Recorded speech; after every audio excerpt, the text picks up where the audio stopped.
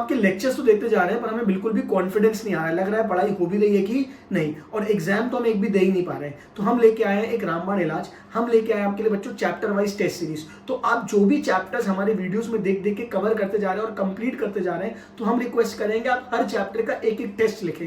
इससे आपकी प्रिपरेशन भी होती जाएगी हर चैप्टर की, एट द सेम टाइम आपकी राइटिंग प्रैक्टिस भी होती जाएगी, जो पास होने के लिए सबसे क्रूशियल होता है। आप हमारे CS दुनिया ऐप में जाके चैप्टर वाइज टेस्ट सीरीज जाके देखें और हर चैप्टर का एक एक टेस्ट, राइटिंग टेस्ट आप देते जाएं, जिससे आपकी राइटिंग प्रैक्टिस भी होती जाएगी और आपको एक एक चैप्टर याद होता चला जाएगा, जो आपके मेन एग्जाम में आपकी बहुत ज्यादा हेल्प करेगा। ज्यादा डिटेल्स के लिए हमारी CS दुनिया ऐप को डाउनलोड करें। चलो, अब हमने कल रजिस्ट्रेशन तक छोड़ा था, ठीक है। रजिस्ट्रेशन में अपन ने पढ़ा था कि एप्लीकेशन फाइल करो, हाँ रजिस्ट्रेशन मतलब वहां से स्टार्ट करना है, वही पढ़ा रही हो, ठीक है।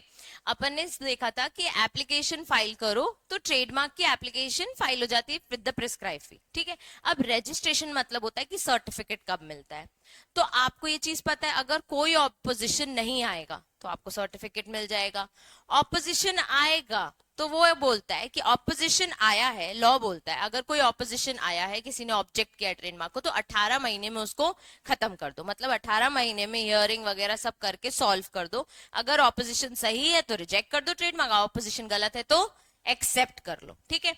उसके बाद अपन ने कल एक ट्रेडमार्क देखा था जो अबैंडन्ड हो गया था, ठीक है। एक देखा था ना जो अबैंडन्ड हो गया था, वो इसलिए अबैंडन्ड हुआ था क्योंकि एग्जामिनर ने, या हम बोल सकते हैं डिपार्टमेंट ने, उससे कुछ ना कुछ चीजें बोली थी कि ये सब मुझे रिप्लाई करो। उसने रिप्लाई नहीं किया क्योंकि उसके नाम के अगेंस्ट ऑब्जेक्शन था, तो उससे उसने डिमांड की थी, उसने उस चीज का कोई रिप्लाई नहीं किया। तो 12 महीने तक अगर रिप्लाई नहीं करो तो ट्रेडमार्क क्या हो जाता है, अबैंडन, ठीक है। 12 महीने तक ट्रेडमार्क नहीं करो तो क्या हो जाता है, अबैंडन। और उसके बाद अगर सब कुछ सही है, ऑपोजिशन सॉल्व हो गया, अबैंडन भी नहीं हुआ, तो फिर फाइनली आपको क्या मिल जाएगा, ट्रेडमार्क का सर्टिफिकेट मिल जाएगा। बंद कर दूं ये फैन, देखो सर्दी तो नहीं तो 27 कर देना, थोड़ी देर में ठंडा हो गया, तेको आगे करना हो तो कर सकता है। चलो सेक्शन 23 देख रहे हैं, क्या लिखा है। When an application for registration of trademark has been accepted and either, क्या लिखा है कि हम रजिस्ट्रेशन कब होता है, जब आपकी एप्लीकेशन क्या हो जाती है, एक्सेप्ट हो जाती है। ईदर मतलब इनमें से कोई एक चीज। पहला वाला क्या लिखा है, एप्लीकेशन का कोई क्या नहीं आया है, ऑपोजिशन नहीं आया, has not been oppose and the time for notice of opposition has been, तो 4 महीने मिलते हैं एडवर्टीजमेंट के बाद, तो वो 4 महीने भी क्या हो गए, एक्सपायर्ड। तो क्या हो जाएगा, रजिस्ट्रेशन एक्सेप्टेड हो जाएगा और फिर आपको क्या मिल जाएगा, सर्टिफिकेट। नेक्स्ट देखो क्या लिखा है, the application has been opposed और opposition has been decided in the favour of applicant. तो ऑपोजिशन आया लेकिन मैटर किसके फेवर में गया, एप्लीकेंट के। The registrar shall unless the central government otherwise direct क्या कर देगा इसको, register the said trademark within कितने मंथ्स में बच्चे, 18 मंथ्स में। तो उसको सब कुछ कितने महीने में खत्म करना है, 18 महीने में।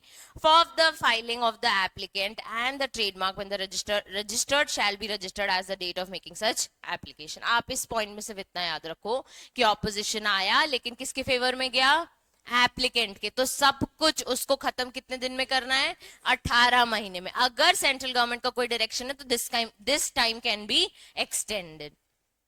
2 ही पॉइंट थे कि आपका एप्लीकेशन हम एक्सेप्ट कर लेंगे कब कब, जब कोई ऑपोजिशन ही नहीं है और टाइम एक्सपायर हो गया, और ऑपोजिशन है और आपके फेवर में आया हो, ठीक है। उसके बाद on the registration of the trademark the register shall issue, क्या इशू कर देगा बच्चे, वो सर्टिफिकेट प्रिस्क्राइब फॉर्म में on the registration sealed with the, कल मैंने आपको एक सर्टिफिकेट दिखाया था, साइन और सील लगी थी उसमें, वो ही लगा रहेगा, ठीक है। Where the registration of the trademark is not completed within 12 months on the date of application by reason of default on the part of applicant, किसकी गलती है, एप्लीकेंट की, तो क्या हो जाएगा, the treat application as abandoned। Mark करो abandoned को। 12 महीने में अगर आपने कोई रिप्लाई नहीं किया, किसके रीजन से, एप्लीकेंट के डिफॉल्ट के रीजन से, तो हम आपके एप्लीकेशन को क्या कर देंगे, अबैंडन्ड। अब देखो रजिस्ट्रेशन वाला क्वेश्चन है, ठीक है। स्कैनर में यही क्वेश्चन थोड़ा सा घुमा के आएगा, कुछ ना कुछ की एप्लीकेशन कब एक्सेप्ट हो जाती है, ठीक है, तो आपको बताना पड़ेगा कि रजिस्ट्रेशन हो जाता है तब जब एप्लीकेशन एक्सेप्ट हो जाती है, या फिर क्या ऑपोजिशन नहीं है या टाइम एक्सपायर हो गया, ऑपोजिशन है लेकिन इन फेवर ऑफ एप्लीकेंट आया है, 18 महीने में सब कुछ खत्म करना है और सब कुछ हो गया तो एक सर्टिफिकेट मिल जाएगा, और 12 महीने में reason of default by the applicant कुछ भी नहीं आया तो क्या क्या इंट्रोड्यूस हो जाएगा, अबैंडेंट हो जाएगा। ठीक है, एप्लीकेशन ट्रीट कैसे हो जाएगी, अबैंडेंट। किसी को कोई डाउट? चलो, आपको ये पता है duration, renewal, removal and restoration. क्या ड्यूरेशन है ट्रेडमार्क का, 10 साल, रिन्यूअल के बाद 10 इयर्स, ठीक है, और 10 इयर्स के लिए विद द प्रिस्क्राइब फी। तो बस मार्क कर लो पीरियड कितना है, 10 साल का।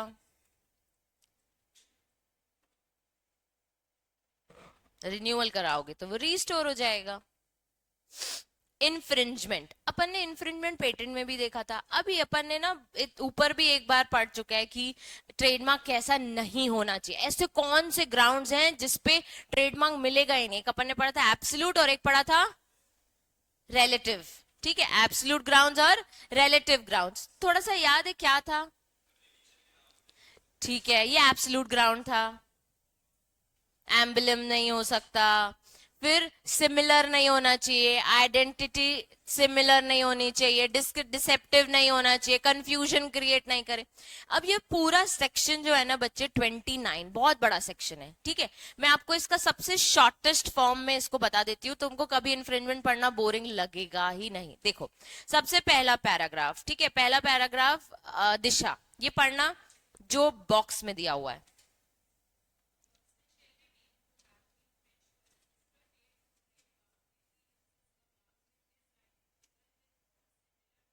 रुक जाना, 2 वर्ड्स मैंने अभी आपको याद कराए। इन्फ्रिंजमेंट कब कब माना जाता है, जब आइडेंटिकल है, ठीक है, और दूसरा सिमिलर है। तो जैसे मैक डी का डब्ल्यू डी बना दूं तो क्या है, थोड़े से आइडेंटिकल है। ठीक है, और मैकडोनल्ड्स का मैक डी बना दूं तो आइडेंटिकल है कि सेम ही है ना, बोलते तो मैक डी है। तो ये 2 चीजें होंगी तो क्या माना जाएगा, ट्रेडमार्क क्या है, इन्फ्रिंजमेंट। 2 वर्ड्स कौन कौन से बच्चे, आइडेंटिकल और सिमिलर। अब आगे पढ़।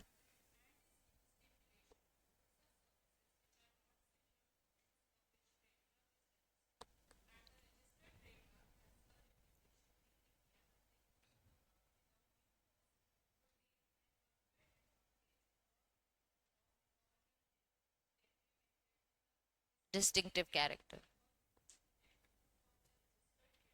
आप जानबूझ के उसकी रेपुटेशन खराब करो, जानबूझ के कस्टमर को कंफ्यूज करो, जानबूझ के वो ब्रांड नेम लगा के अनफेयर एडवांटेज। अब जब हम देख रहे थे Nike with the double E, आराम से एक नॉर्मल बंदा जो इतना ज्यादा ब्रांड फ्रीक नहीं हो वो नाइकी सोच के उसको खरीद के आएगा ही। अब एक ओरिजिनल नाइकी का शू कितने का मिलता है, मैं एग्जांपल लेती हूँ 6000 10,000 ऐसे। ठीक है, अब सेम अमाउंट का मैं Nike with the double E बेच रही हूँ, तो इसको तो एडवांटेज है क्योंकि इसकी क्वालिटी तो शायद 2000 रुपए की भी नहीं होगी और इसको 8000 का फायदा हो रहा है। ठीक है, तो इसीलिए हम इसको कहते हैं कि जब आप कोई भी ब्रांड नेम का अनफेयर एडवांटेज करो, उसकी रेपुटेशन खराब करो, क्योंकि अब हम नाइकी शूज को क्या बोलेंगे, रद्दी, 2 मिनट में खराब हो गया, थोड़ा सा चला और निकल आया, ट्रैकिंग पे काम नहीं आया, जबकि वो नाइकी विद द डबल ही था, पर यहाँ पे ओरिजिनल नाइकी की बेइज्जती हो रही है। तो इसको हम क्या बोलेंगे कि उसने क्या किया है, इन्फ्रिंजमेंट किया है। ये सारी बातों पे मेन ओरिजिनल नाइकी मुद्दा उठा सकता है। अब देखो बच्चे, एक चीज मार्क करना, ये क्या दिया है सेक्शन 29, उसका क्या दिया है सब सेक्शन 1। देखो मेरी स्क्रीन पे मार्क करना, ठीक है, ये क्या है 1, फिर ये क्या है सब सेक्शन 2, अब फिर 3, देखो फिर 4, दिख रहा है 4, अब उसके बाद क्या है बच्चे 5, उसके बाद 6 7 8 और 9। ठीक है, उसके बाद कुछ केस लॉज दिए हुए हैं, उसके बाद अगेन 29 का सबसेक्शन 5 सेम दिया है, 6 दिया है, 7 दिया है, 8 दिया है, 9 दिया है, जो अभी अपन ऊपर देखा। अब मेरी एक बात सुनो, हर सबसेक्शन के ऊपर हम हेडिंग बना लेंगे ताकि इन्फ्रिंजमेंट पूछे तो हमें 5 शब्द आते हैं, हमें सबसेक्शन याद हो ना हो, लेकिन हमें पता है कि ये होता है इन्फ्रिंजमेंट। ठीक है, तो अब अपन क्या करते हैं, 29 सबसेक्शन जो 1 है, ठीक है। 29 सबसेक्शन 1 में लिखा है provides that registered trademarks infringe who is not being a registered trademark owner. ठीक है, रजिस्टर्ड प्रोप्राइटर लिखा है, मतलब मैंने नाइकी का रजिस्ट्रेशन कराया है क्या? नहीं, लेकिन मैं फिर भी क्या कर रही हूँ? नाइकी यूज कर रही हूँ, तो मैं नाइकी का क्या कर रही हूँ? इन्फ्रिंजमेंट। ठीक है। Or person using by permitted use in the course of trade a mark which is identical, deceptively similar or trademark in relation of goods registered such manner away. अब यहाँ 29(1) में आपके पास जगह है, हाँ, वहां पे लिखो, identical, dash not the owner, used by not the owner, dash करके लिखो used by not the owner,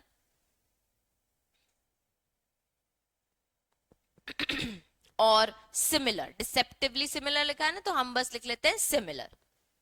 जब ये चीज होगी कि आप ओनर नहीं हो, आप अपने बिजनेस में से यूज कर रहे हो, which is identical, which is similar, तो हम क्या मान लेंगे? क्या किया है आपने? इन्फ्रिंजमेंट किया। ये हो गया 29 सबसेक्शन 1। अब 29 सबसेक्शन 2 देखो क्या लिखा है, a registered trademark is infringe by a person again not being a person or proprietor by way of permitted use. क्या सेम लिखा है? In course of trade. ये ऊपर भी अपन ने पढ़ा था बच्चे, देखो ना यहाँ पे permitted use of a mark, तो मैंने आपको यहां से ये लिखवाया। ठीक है। अब इसमें देखो अगेन फर्स्ट पॉइंट क्या लिखा है? आइडेंटिटी। सेकंड पॉइंट क्या लिखा है? सिमिलैरिटी। थर्ड पॉइंट लिखा है कंफ्यूजन क्रिएट कर रहे हो आप पब्लिक की, सेम चीज आएगी। ठीक है। फर्स्ट पॉइंट क्या लिखा है? आइडेंटिटी, रजिस्टर्ड ट्रेडमार्क जैसे आपने एक और बना लिया है। दूसरा पॉइंट क्या है? सिमिलैरिटी। तीसरा पॉइंट है क्या? कंफ्यूजन क्रिएट करने की कोशिश करो। कंफ्यूजन कैसे? मैकडॉनल्ड्स लिखते हैं लेकिन आपने लिख दिया मैकडी फास्ट फूड, आपको लगेगा ये मैकडी ही है, जैसे स्टारबक्स का अपन वो देख रहे थे, सरदार बख्श। ठीक है, ये क्या हो गया? 29 सबसेक्शन 2। तो अब 29 सबसेक्शन 2 में बच्चे आप साइड में लिखो लाइकलीहुड ऑफ कंफ्यूजन।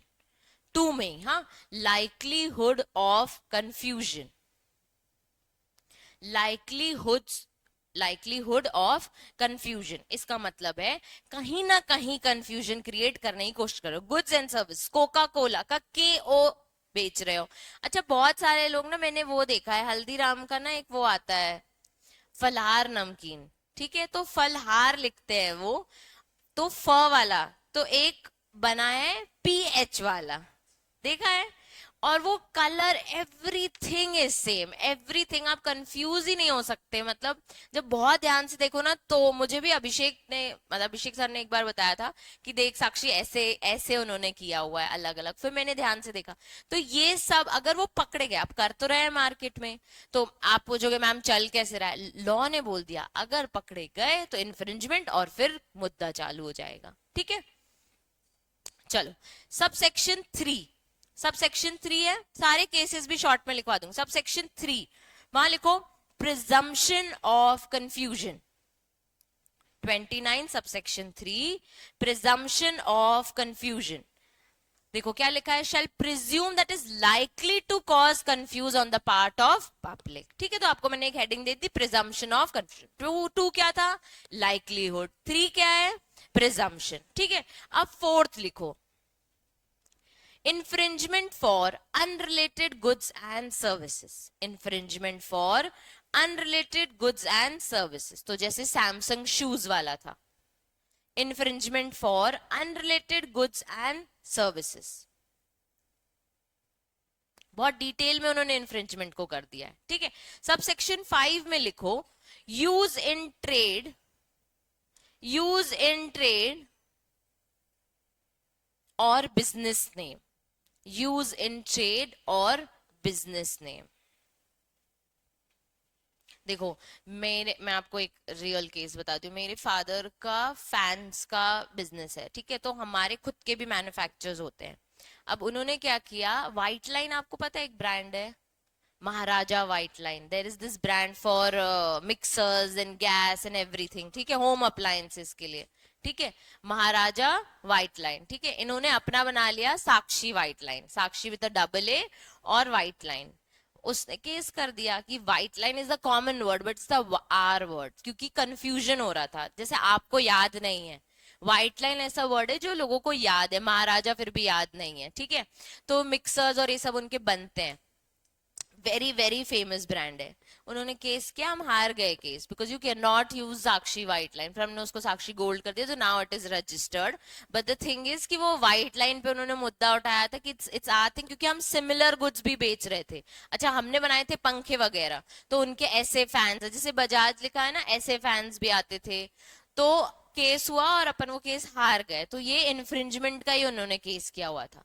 तो दिस इज द केस जहां पे आप इसको इस तरीके से यूज नहीं कर सकते हो, ठीक है। अपन ने बहुत लड़ा लेकिन अपन नहीं जीते। उसके बाद 29 सब सेक्शन 6 में लिखो अनऑथराइज यूज, अनऑथराइज यूज। 29(6) में लिखो अनऑथराइज यूज। इसमें क्या होता है अनऑथराइज यूज, जो मैंने अभी आपको पैकेजिंग का बताया ना, तो कहीं ना कहीं आप कोई भी उसका मार्क अपने पैकेजिंग में अफिक्स कर दे रहे हो, तो ये अनऑथराइज है। You are not authorise to use my brand, कि आप हल्दीराम लगा दो और कुछ भी बेचो, ऐसा आपको अलाउड नहीं है, ठीक है। अब 29(7) में लिखो unauthorise application of trademark, unauthorise application of trademark, तो झूठी एप्लीकेशन फाइल करो कि हमारा ब्रांड नेम है। बस दो बचे, दो हेडिंग लिखो फिर पढ़ते हैं, ठीक है। 29 सबसेक्शन 7 लिख लिया, अनऑथराइज एप्लीकेशन ऑफ ट्रेड। अब 8 में लिखो इनफ्रिंजमेंट थ्रू एडवर्टाइजिंग। 29 सबसेक्शन 8 में हम लिख रहे हैं इन्फ्रिंजमेंट थ्रू एडवर्टाइजिंग।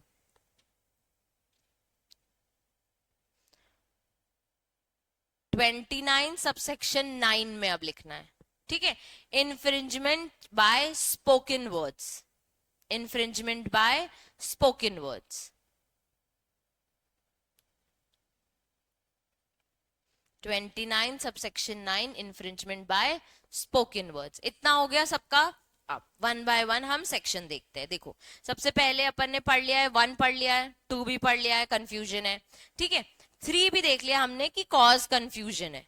अब 4 में लिखा हुआ है उन्होंने कि even if the defendant marks is used unrelated goods, infringement occurs if registered trademark has a reputation in India, और अनऑथराइज यूज उसका कहीं ना कहीं आप अनफेयर एडवांटेज ले रहे हो। तो अपन ने ऊपर एक पैराग्राफ पढ़ लिया है ना शॉर्ट में, वो सब चीज सब सेक्शन में आती जाएगी, ठीक है। कहीं ना कहीं आप उससे एक्स्ट्रा पैसा कमा रहे हो, और Nike is a famous brand in India. इन्होंने केस स्टडी भी दिया, अपन वो भी देखेंगे।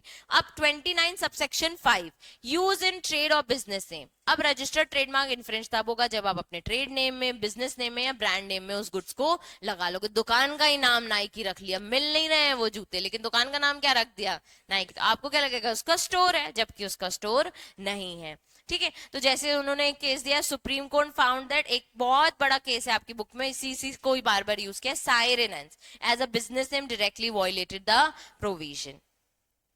29 सबसेक्शन में था अनऑथराइज यूज्ड डिफाइन, ठीक है। अब पर्सन क्या कर रहा है, अफिक्स द गुड्स और पैकेजिंग में उसका ब्रांड नेम अफिक्स कर दे रहा है, ऑफर कर रहा है, स्टॉक कर रहा है, एडवर्टाइज कर रहा है उस प्रोडक्ट को, इंपोर्ट एक्सपोर्ट गुड्स कर रहा है, और used in on business paper on advertising, तो मार्क उसका लगा के बेच रहा है, तो सबको क्या लगेगा कि ये वही ब्रांड है। ऐसे ही unauthorise application, label, packer, business papers, advertising materials, knowing lack of authorise, आपको ऑथराइजेशन नहीं था फिर भी आप उसके ब्रांड नेम के पेपर्स यूज कर रहे हो। Infringement through advertisement takes unfair advantage, harms its distinctives and damages reputation। तो डबल ई की क्या कर रहे हो, ऐड करते जा रहे हो बार बार कि आ जाओ 2000 के नाइकी के शूज, बोल तो नाइकी ही रहे हैं हम उसको, लेकिन क्या है डबल ई, तो कंफ्यूजन क्रिएट कर रहे हो और उसकी एडवर्टीजमेंट भी कर रहे हो, तो गलत है। लास्ट वाला है by spoken words, through spoken words, visual representation और एनी फॉर्म ऑफ रेफरेंस। तो ट्रेडमार्क में ए, इंस्टाग्राम पे ऐड चलती जा रही है, इन्फ्लुएंसर्स स्पोकन वर्ड्स के थ्रू आपको गुमराह कर रहे हैं, तो ये सब कहां कवर होगा, इन्फ्रिंजमेंट में, ठीक है। अब बुक से कैसे पढ़ना है, ठीक है। 29 हो गया, 1, 2 हो गया, ठीक है। 4 में देखो क्या लिखा, आइडेंटिकल विद सिमिलर, रिलेटेड, और फिर use of the mark due to unfair advantage, इतना मार्क करिए। तो आपने कहीं ना कहीं बिजनेस में उसे यूज किया है। फिर 29(5) कुछ नहीं लिखा है, बस इतना लिखा है ट्रेड नेम, बिजनेस कंसर्न, या फिर पार्ट ऑफ ट्रेड नेम, ठीक है, trade name, part of trade name और बिजनेस कंसर्न। 29(6) में पैकेजिंग और उसमें अफिक्स कर लिया, ऑफर फॉर सेल इंपोर्ट कर रहा है या फिर रजिस्टर्ड ट्रेडमार्क या बिजनेस पेपर्स में यूज कर रहा है।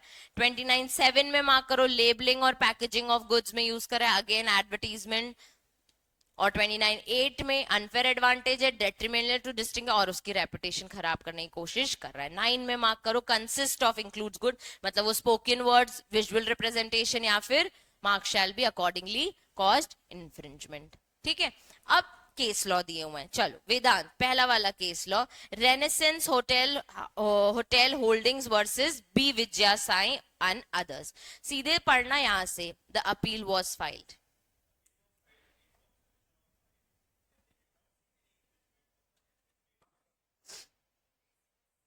रेनेसेंस,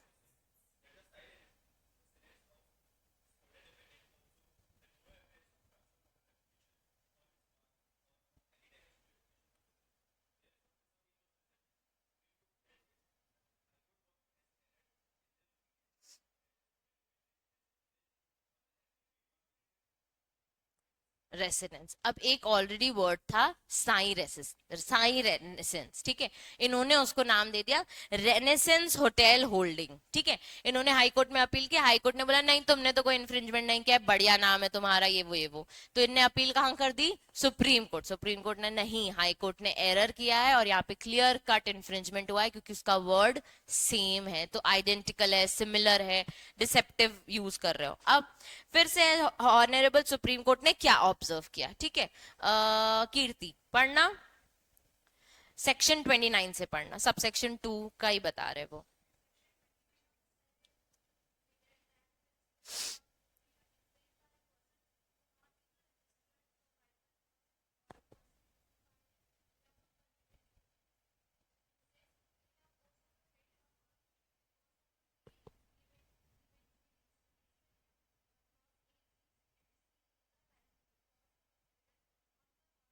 रुक जाना, देखो सुप्रीम कोर्ट ने क्या बोला, देखो आंसर बिल्कुल वैसे ही लिखा हुआ है जैसे आपसे पूछा जाता है क्वेश्चन में। ठीक है, सुप्रीम कोर्ट ने क्या ऑब्जर्व किया कि सेक्शन 29(2) खोलो, 29(2) सबसेक्शन 2, 3 पॉइंट्स दिए ए बी सी, और मैंने आपको क्या बताया था, लाइकलीहुड कॉजिंग कंफ्यूजन। तो likelihood causing confusion covering all 3 points, similar, identical और अनफेयर एडवांटेज लेने की कोशिश वो कर रहा है। उसके बाद वो एक एक पॉइंट को उन्होंने एक्सप्लेन किया हुआ है कि देखो first eventuality a being identity with the registered mark, तो वो रेनेसेंस और वो साई रेनेसेंस आइडेंटिकल है। सेम बी भी फिर से बोल दिया, और थर्ड बोल दिया identity registered in trademark and identity goods, और कहीं ना कहीं वो कंफ्यूज क्रिएट करने की कोशिश करेंगे। It is however pertinent to note that by virtue of subsection 3, अब उन्होंने कौन सा सेक्शन डाल दिया? 3 क्या था? प्रिजम्पशन ऑफ कंफ्यूजन, तो उसमें भी वही लिखा है कि उसको भी वो कवर कर रहे हैं। फिर subsection 3, falling in the case of clause see the court shell presume that it cause of confusion on the part of public. उसके बाद 4 सबसेक्शन क्या याद कराया था मैंने आपको? इन्फ्रिंजमेंट। ठीक है, उसके बाद फिर कि infringement by a person not registered permitted you cause of trade identical similar in goods, फिर सेम सेक्शन उन्होंने रिपीट किया है यहाँ पे। ऐसे ही सब सेक्शन 5 रिपीट किया, 6 रिपीट किया, 7, 8 और 9 भी रिपीट किया है। ठीक है, तो तुमको इतना सारा पढ़ने की जरूरत ही नहीं है, तुमको तो बनता है। तो एक लंबा सा उन्होंने क्या दिया हुआ है? केस। बाकी तुम्हें 9 तक 8 तक पूरे सबसेक्शंस के बारे में पता है। ठीक है, अब legislative scheme is clear, the mark of the defendant is identical with the registered and plaintiff goods covered are similar and one of the other registered trademark may be necessary to prove likely to cause confusion। तो वो defendant जो था, जो बोलता नहीं ये तो साई, उसको ये चीज प्रूव करनी पड़ेगी, बर्डन ऑफ प्रूफ उस पे आएगा कि वो बताएगा कहाँ किस तरीके से ये इन्फ्रिंजमेंट हो रहा है। तो वो बोलेगा एडवर्टीजमेंट भी कर रहा है, पब्लिक को कंफ्यूजन क्रिएट करने की कोशिश कर रहा है, मेरा भी होटल है, इसका भी होटल है, तो कहीं ना कहीं कंफ्यूजन हो ही रहा है। ठीक है, अब जैसे विजन महल आपको पता है, ठीक है, यहाँ पे बना हुआ है विजन पैलेस, कंफ्यूजन होता है, हर बार होता है, और उसने उठा लिया ना ट्रेडमार्क तो फिर नहीं चला पाएंगे ये लोग। ठीक है, यहां से लेकर यहां तक एक बार आप रीड कर लेना। अब इसको क्या हुआ?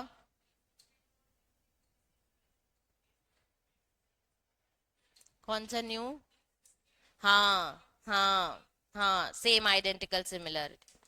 ठीक है, फिर एक टोबैको वाला केस है, वो भी होमवर्क लिखो। अमूल कनाडा वाला भी लिखो, बहुत अच्छा केस है ये अमूल कनाडा वाला। क्या हो गया?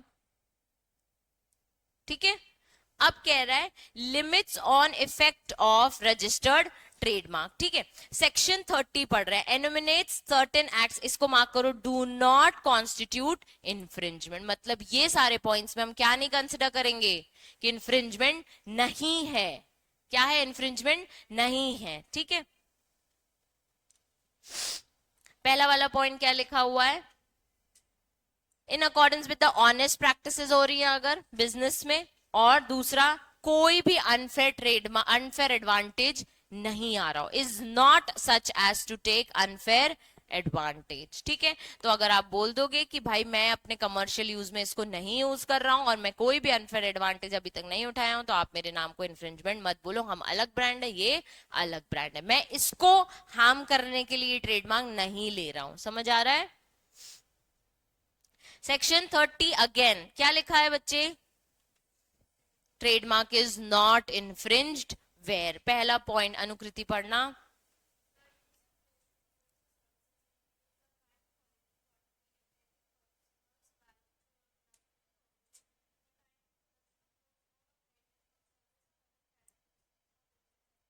अलग है आपके गुड्स, क्वालिटी अलग है, यूज अलग है, सब कुछ अलग है, तो फिर हम इसमें इन्फ्रिंजमेंट नहीं मानेंगे। ठीक है, next point Anushka.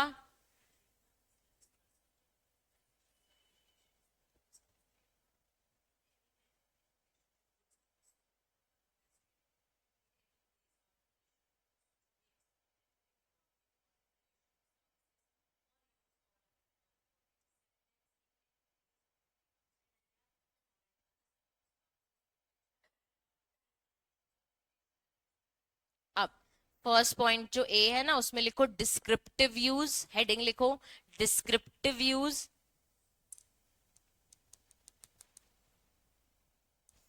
Second point में लिखो लिमिटेड रजिस्ट्रेशन, क्योंकि उसको कंडीशन दे दी थी कि इसी एरिया में, आउटसाइड इंडिया मत करना, तो उसने एक्सेप्ट कर लिया कि ठीक है मैं इंडिया में ही इसको खेलूंगा। ठीक है, हाँ, लिमिटेड रजिस्ट्रेशन।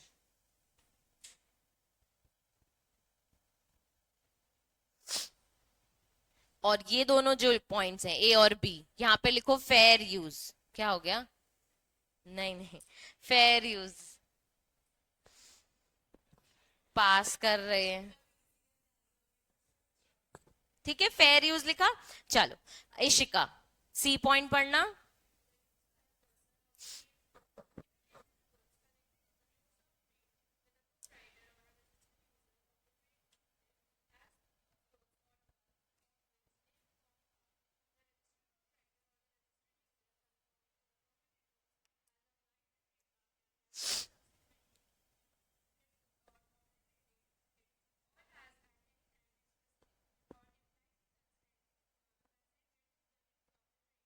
बस, ये गुड्स के लिए है, यहाँ गुड्स मार्क करिए, और ये सेकंड पॉइंट किसके लिए है? सर्विसेज के लिए। और ब्रैकेट साइड में हेडिंग लिखो ओनर्स कंसेंट, परमिटेड थी उसको यूज करने के लिए, तो हम बोलेंगे क्या इन्फ्रिंजमेंट कर रहा है? नहीं। डोमिनोज यहाँ पे खुला हुआ है, कितने 3-4 खुले हुए हैं, तो क्या इन्फ्रिंज कर रहे हैं? नहीं कर रहे हैं, उनको परमिटेड यूज है, फ्रेंचाइजी ने दिया हुआ है उनको। ठीक है, फ्रेंचाइजी बेसिस पे मिला हुआ है। क्या लिखा? Owner's consent. Jayshree, D point पढ़ना।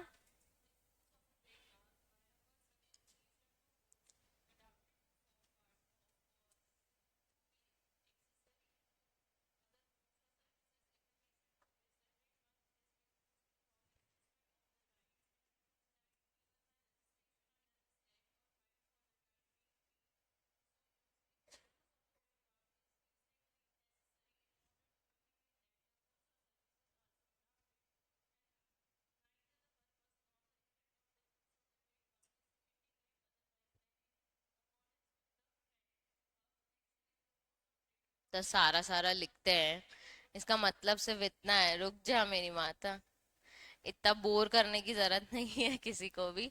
देखो अब तुम लोगों को क्या करना है, तुम लोगों को क्या करना है, इसको जो मैं साइड हेडिंग करा रही हूँ ना उसके हिसाब से सेंटेंस फ्रेम कर लेना। अब ये क्या बोलना चाह रहा है, जैसे कि किसी के पार्ट्स मिलते हो। ठीक है, अब फॉर एग्जाम्पल हुंडा है, ठीक है, इट्स अ ब्रांड, अब एक ऐसी शॉप खुली है जहां पे हुंडई के पार्ट्स मिलते हैं, मतलब हुंडई की कार है तो उसके आपको क्या मिलेंगे, पार्ट्स मिलेंगे। जैसे BMW, it's a unique brand, यहाँ पे बीएमडब्ल्यू की कार मिलती है क्या, नहीं मिलती है, ठीक है। इसके लिए हमें दिल्ली जाना पड़ेगा। अब दिल्ली से हम कार ले, लेकिन उसके पार्ट्स चाहिए, तो अब वो तो यहाँ मिलते नहीं है। अब मैंने एक पार्ट्स की दुकान खोली, बीएमडब्ल्यू पार्ट्स एसेसरीज। तो आप इसको इन्फ्रिंजमेंट नहीं, मैं कार नहीं बेच रहा हूं, मैं उसके क्या बेच रहा हूँ, पार्ट्स। तो मुझे आपका ब्रांड नेम यूज करना पड़ेगा, मैंने रजिस्टर करा लिया है उसको एक इन अ वे कि बीएमडब्ल्यू और आगे कुछ फलाने फलाने वर्ड्स। तो आप मुझे ये नहीं बोलोगे कि मैंने आपके नाम का क्या किया है, इन्फ्रिंजमेंट। क्योंकि देखो पहली लाइन क्या लिखी, use of trademark by a person relation to adopt to form part or to be accessory of other goods or services in relation to the trademark is not being called as infringement। वहां लिखो accessory use, example लिख लेना, BMW के parts accessory use.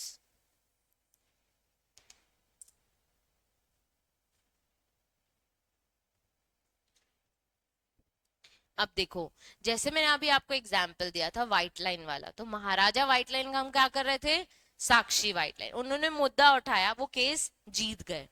पर आपको लग रहा है कि ये दो नाम अलग अलग है, महाराजा और साक्षी अलग अलग नाम है ना, लेकिन कहीं ना कहीं आइडेंटिकल है, क्योंकि व्हाइट लाइन उन्होंने व्हाइट लाइन पे मुद्दा उठाया था, ठीक है।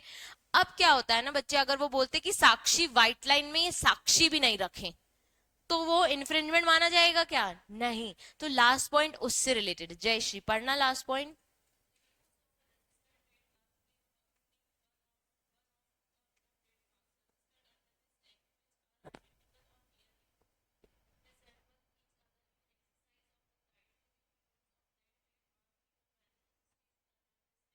तो कहीं ना कहीं उनके नाम क्या है बच्चे, सेम है। एंड अंडर दिस आइडेंटिकल और नियरली रिजेंबल, जो नाम है वो क्या कर रहे हैं, रिजेंबल कर रहे हैं, लेकिन कैरेक्टरिस्टिक्स अलग है। तो जैसे आप लोग मुझसे पूछ रहे थे कि यही चीज सीएस सर्विसेज में भी जाएगी और नॉर्मल सैमसंग फोन में भी जाएगी, तो हम चेक करेंगे, पर उसको हम इन्फ्रिंजमेंट नहीं बोलेंगे, ठीक है। उसके बाद डिपार्टमेंट से आप लड़ो, आप हटवा दो उसका नाम, कोई दिक्कत नहीं है, लेकिन हम उसको कंसिडर करेंगे नियरली रिजेंबल और आइडेंटिकल को, कि आपने रजिस्ट्रेशन ले लिया है अगर, तो फिर आप नहीं बोल सकते कि इन्फ्रिंज कर रहा है। केस होमवर्क लिखिए।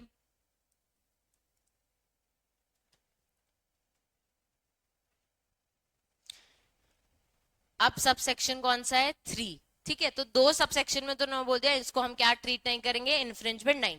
इसमें भी यही बोल दिया, the sale of goods in the market or otherwise dealing in those goods that a person or claiming under through him not infringed of trademark only reason of, मतलब कि अगर वो ये मुद्दे उठाएं ए और बी, तो हम ये नहीं बोलेंगे कि इन रीजंस की वजह से क्या हो गया है, आपके ट्रेडमार्क का इन्फ्रिंजमेंट हो गया है।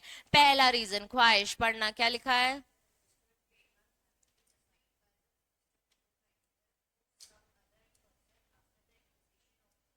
आपने क्या कर दिया अपने ब्रांड नेम का, असाइन कर दिया है, क्या कर दिया है, असाइन कर दिया। उसके बाद बोलोगे क्या इन्फ्रिंजमेंट करा, तुमने दे दिया, वो कोई भी गुड्स बेचे, तुमको क्या करना। तो इस बात पे ये नहीं बोलेंगे तुम्हारे ट्रेडमार्क का क्या हो रहा है, इन्फ्रिंजमेंट हो रहा है। सेकंड पॉइंट क्या लिखा है,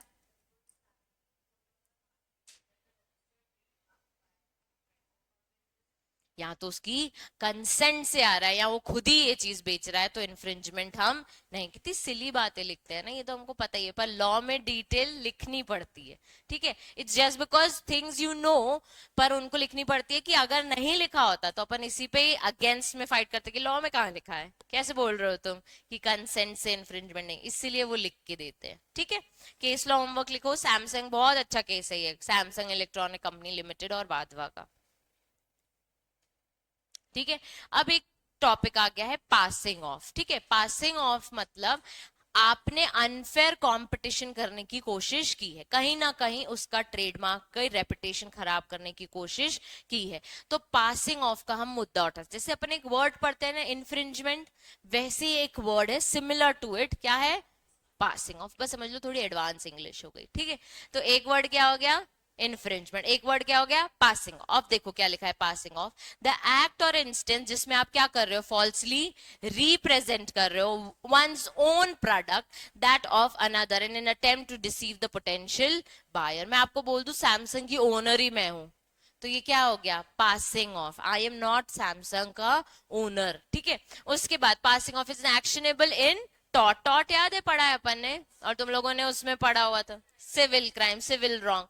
अंडर द लॉ क्या हो रहा है, अनफेयर कंपटीशन करने की कोशिश कर रहे हो, it may be actionable as, कैसे एक्शन ले सकते हैं पास। तो इट्स जस्ट क्या है, ये भी इन्फ्रिंजमेंट ही है। बस आपको वर्ड क्या याद रखना है, फॉल्सली क्या कर रहे हो, रिप्रेजेंट कर रहे हो, और अनफेयर कंपटीशन, दो वर्ड याद रखने हैं, क्या क्या, फॉल्सली रिप्रेजेंट और क्या कोशिश कर रहे हो, अनफेयर कंपटीशन करने की कोशिश कर रहे हो। पहला पॉइंट अनुष्का पढ़ पाएगी, पहला पॉइंट पढ़ना।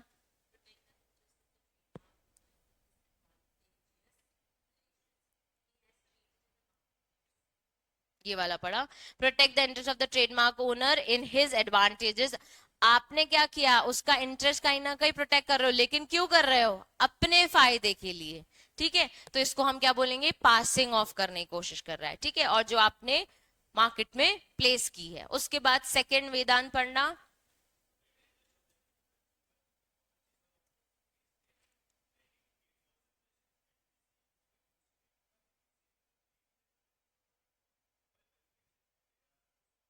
क्या बोल रहे हो, स्टार वहां वो सरदार बख्श कि मैं ये वो यही ब्रांड है, वो तो तुम्हें ऐसा लगता है स्टार बक्स, लेकिन मैं क्या दिखाने की कोशिश कर रहा हूँ, सरदार। मतलब आप खुद ही अपने आप को मैन्युफैक्चरर, ट्रेडर अपने आप को ही दिखा रहे हो, जो हो है किसी और का, ठीक है। लास्ट है, protect the social interest by promoting dealing in the market place and prevent unethical and unfair practices. तो पासिंग ऑफ में जब करोगे तो ये तीन रेमेडीज आपको मिलने लगेगी, इन सब के अगेंस्ट आपको प्रोटेक्शन मिल जाएगा, ठीक है। एक काम करो, ये जैसे ये देखो, ये मैं इसीलिए उस दिन लेके आई थी, पासिंग ऑफ, पुमा का क्या कर दिया, तो ये कहीं ना कहीं इसकी रेपुटेशन हार्म कर रहा है, और ये इसको क्या बता रहा है कि मैं ओनर हूं। तो इस ये सब कहाँ कवर होता है, पासिंग ऑफ में। नाइकी को क्या कर दिया, न्यू कर दिया। yippee का ये मैजिक मसाला सोच के ये भी मैजिक मसाला कर दिया, ठीक है। अब ये देखो, सिमिलर दिख रहे हैं,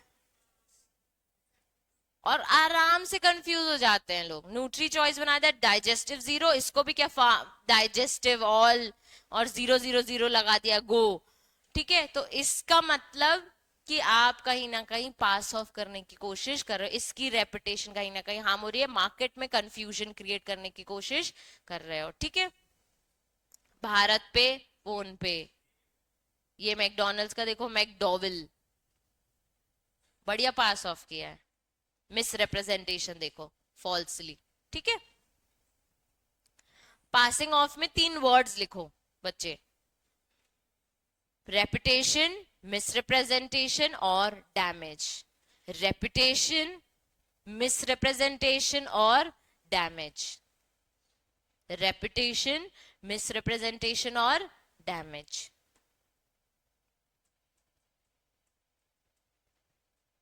ठीक है।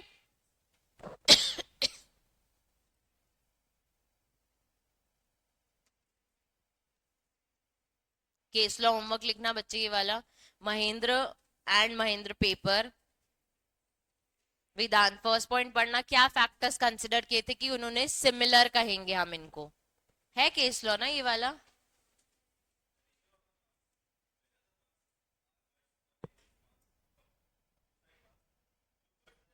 लेबल मार्क, जैसे वो न्यूट्रलाइट और वो सेम लेबल टाइप बनाया उन्होंने, ठीक है। नेक्स्ट, पोटेंशियली सिमिलर और हेंस सिमिलर इन आइडिया। तो कितना सिमिलर, तो स्टारबक्स और सरदार बक्स कहीं ना कहीं सिमिलर नहीं हो जाता है। नेक्स्ट, दोनों कॉफी बेच रहा है, स्टारबक्स भी और सरदार बक्स भी। नेक्स्ट, दूसरे ट्रेडर में और इसकी कॉफी में कितनी सिमिलरिटी, जाओगे तो मेन्यू पूरा सेम, ठीक है। उसके बाद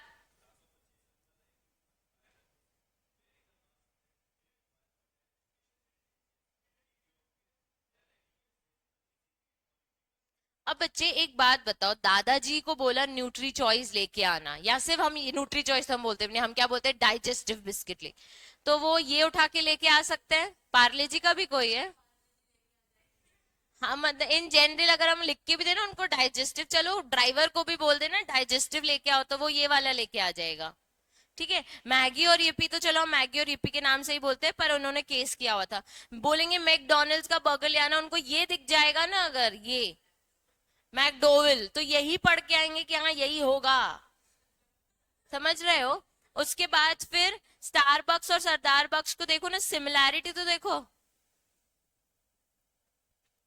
ये आराम से कोई भी किसी को भी कंफ्यूजन क्रिएट कर सकता है। तो डिग्री देखनी है, कितना रेजेम्बलेंस है, कितना सिमिलर है, कैरेक्टर देखना है, और उसके बाद इंटेलिजेंस कितनी लोगों की आएगी। बहुत कम लोग हैं जो इसे ओरिजिनल स्टारबक्स। अभी आप, मैं ऐसे मानती हूँ कि आप तो जबलपुर में रहे हो, घूमने घूमने गए होगे तो स्टारबक्स की कॉफी पी होगी, पेरेंट्स को ले गए होंगे, उन्होंने इतना नोटिस भी नहीं किया होगा। यहाँ पे खुल जाए तो आपको फोन करेंगे, बेटा यहाँ पे भी वो स्टारबक्स खुल गया है। अब the mode of purchasing goods और प्लेसिंग ऑर्डर, तो मोड क्या है, जाके दुकान में लेना है, ऑनलाइन भी मिल जाता है। और last, any other surrounding circumstances which may relevant to the exact this similarity between the competing market. इसको इंपॉर्टेंट मार्क करिए बच्चे। कौन से ऐसे कैरेक्टर्स हैं, कौन से ऐसे फैक्टर्स है जिससे हम कंसिडर करेंगे कि दो ब्रांड्स क्या है, सिमिलर है। उसमें आप ये महेंद्र महेंद्र वाला केस लिख के आइएगा। अब है registration to be prima facie of validity. ठीक है, अब छोटा सा सेक्शन है, वहां साइड में लिखो, अ registered trademark, a registered trademark and its assignment, a registered trademark and its assignment, a registered trademark and its assignment are prima facie evidence, are prima facie evidence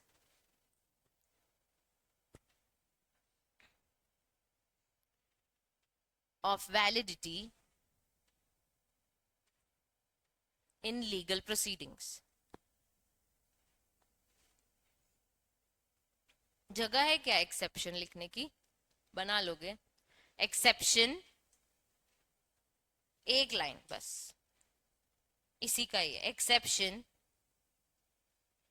owner cannot stop, owner cannot stop someone, owner cannot stop someone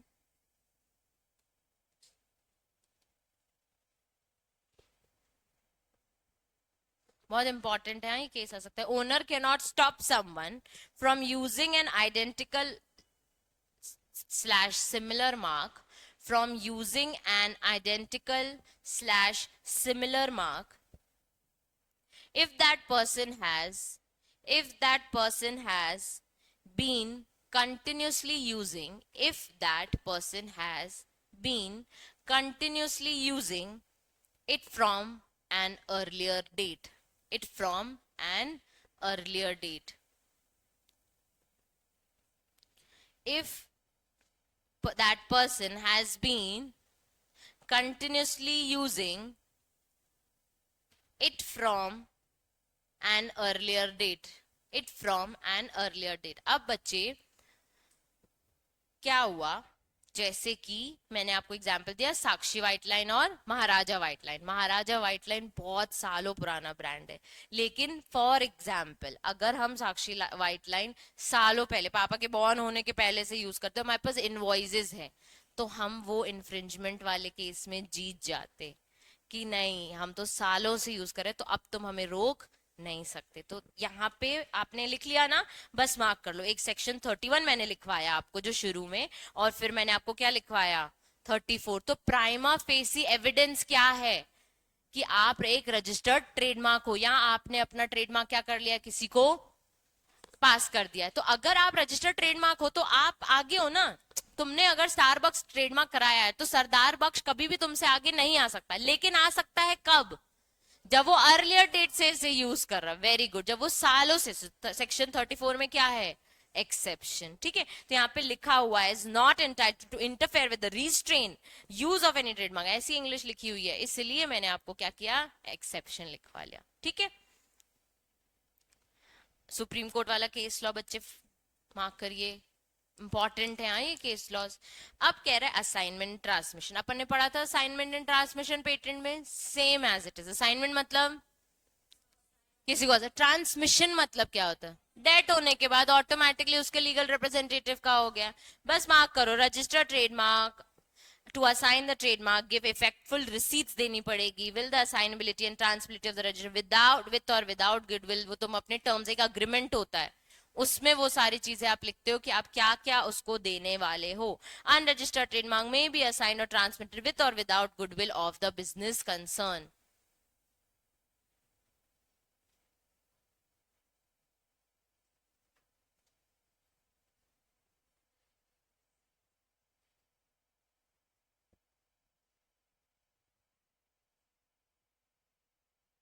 उसके बाद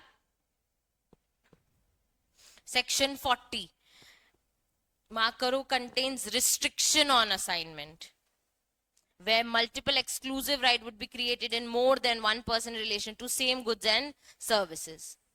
फिर 42 trademark without goodwill.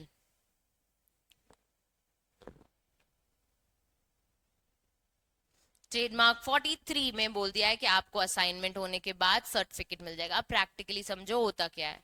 जैसे मुझे किसी को trademark देना है, अब साक्षी व्हाइट लाइन मुझे आपको ट्रांसफर करना है, ठीक है, तो हम एक अग्रीमेंट करेंगे, ठीक है, हम एक अग्रीमेंट करेंगे जिसमें मैं आपको ये सारी चीजें ट्रांसफर करूंगी। अब मैं एक एफिडेविट साइन करूंगी कि मैं अपना गुडविल वुडविल सब इसको दे रही हूँ, और एक एफिडेविट आप साइन करोगे कि आप ये सारी चीजें एक्सेप्ट कर रहे हो, and it is believe to be in my knowledge and believe it to be true.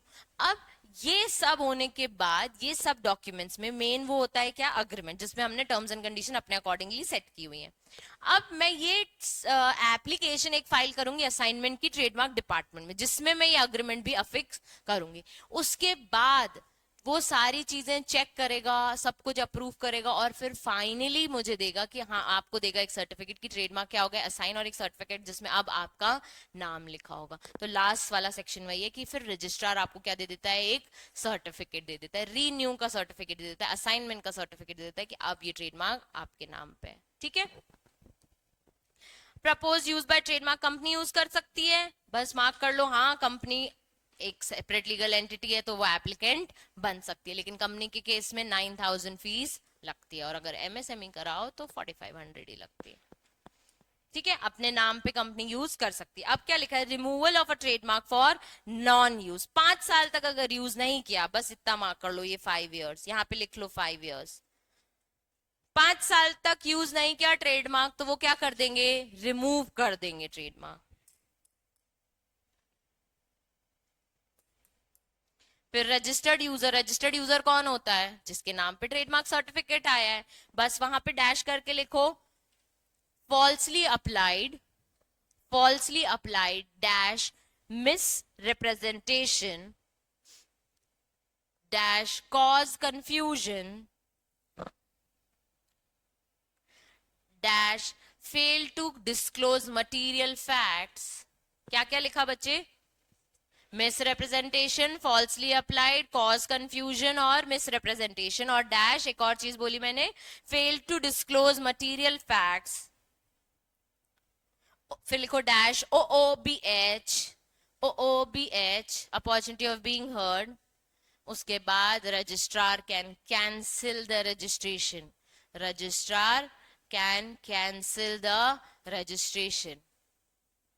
दिशा कान तक लिखा, fail to disclose material facts dash OOBH, फिर dash registrar can cancel the registration. देखो 48 सेक्शन में क्या लिखा है कि रजिस्टर्ड यूजर वो जिसने रजिस्ट्रेशन लिया है, 49 में भी उसको हम बोल देंगे एज रजिस्टर्ड, लेकिन 50 सेक्शन में बोल दिया रजिस्ट्रार के पास पार है, वो कैंसिल कर सकता है आपका रजिस्ट्रेशन ऑन द ग्राउंड्स कि आपने लाइकली टू कॉज कंफ्यूजन है, डिसेप्शन ऑफ द प्रोप्राइटर है, यूजर मिसरिप्रेजेंटेटेड है, डिस्क्लोजर नहीं किया आपने मटीरियल फैक्ट्स का, तो आपका रजिस्ट्रेशन क्या हो जाएगा, कैंसिल। आपको मैंने एक लाइन में पूरा आंसर लिखवा दिया है, ठीक है। सर्टिफिकेशन ऑफ मार्क करो, डेफिनेशन पढ़ी थी ना सर्टिफिकेशन मैंने, ISI मार्क, वही चीज है। अब appointment of registrar and trademark registry कहां पे है आपका, 4 जुरिस्डिक्शन में कवर होता है, तो वो वही लिखा हुआ है कि रजिस्ट्रार किसी को भी अपने ऑफिस में अपॉइंट कर सकता है एज ऑफिसर, और कभी भी उसको क्या कर सकता है, रिमूव कर सकता है। ट्रेडमार्क, रजिस्टर ऑफ ट्रेडमार्क्स, तो एक बुक बनती है जिसमें वो सारे ट्रेडमार्क्स के नाम लिखे जाते हैं और with the owner, registered owner के साथ। देखो क्या लिखा है, what does the register of trademark contains, electronic form में मेंटेन की जाती है। Trademark of class, goods and services लिखा जाता है। Registered including particular affecting the scope of the register of rights, proprietors के नाम लिखे रहते हैं, थोड़ा सा डिस्क्रिप्शन लिखा रहता है, कन्वेंशन एप्लीकेशन अगर है तो वो लिखी रहती है, और trademark has been registered with the consent या अर्लियर राइट्स, उसके जो जो है वो सब उसमें मेंशन होते हैं। ठीक है, क्लासिफिकेशन ऑफ गुड्स, मैंने कल आप लोगों को बहुत सारी क्लासेस नहीं दिखाई थी गुड्स एंड सर्विसेज की, वही है ये, वो रूल 20 ट्रेडमार्क रूल्स, मैंने वही खोला था उसका पीडीएफ, नाइस क्लासिफिकेशन कहते हैं, ये WIPO ने दी हुई है। ट्रेडमार्क एजेंट पूछा था कल जयश्री ने कौन बन सकता है, तो एक लीगल प्रैक्टिशनर यानी वकील, और a person registered as the manner of trademark agents यानी आप लोग, और फिर अ पर्सन सोल और regular employ of a principal, मतलब उनका ऑफिसर का एम्प्लॉय, और खुद एज एन इंडिविजुअल भी you can file your trademark application, DSC लगेगी बस। क्वालिफिकेशन क्या चाहिए उनको रजिस्ट्रेशन के लिए, shall be a person shall be qualified to be registered trademark, citizen of India होना चाहिए, एज कितनी होनी चाहिए, 21 साल, ग्रेजुएट ऑफ एनी यूनिवर्सिटी, या फिर वकील होना चाहिए, फिर लिखा है आपका नाम भी, और is a member of company secretary, or is considered by the registrar as a fit and proper person, तो उसको हम क्या बना देंगे, trademark agent. Manner of making the application, agent made in duplicate and shall be submitted, किसको दे देगा वो, ट्रेडमार्क रजिस्ट्री टेरिटरी, जो आपके जुरिसडिक्शन है वहां पे रजिस्ट्री में आपको सबमिट करनी है। और ट्रेडमार्क कौन से एप्लीकेशन में फाइल होती है, TM-G। लास्ट के टॉपिक थोड़े छोटे छोटे से थे। हाँ हाँ, मेरे को लगा स्पून कट गया है ये।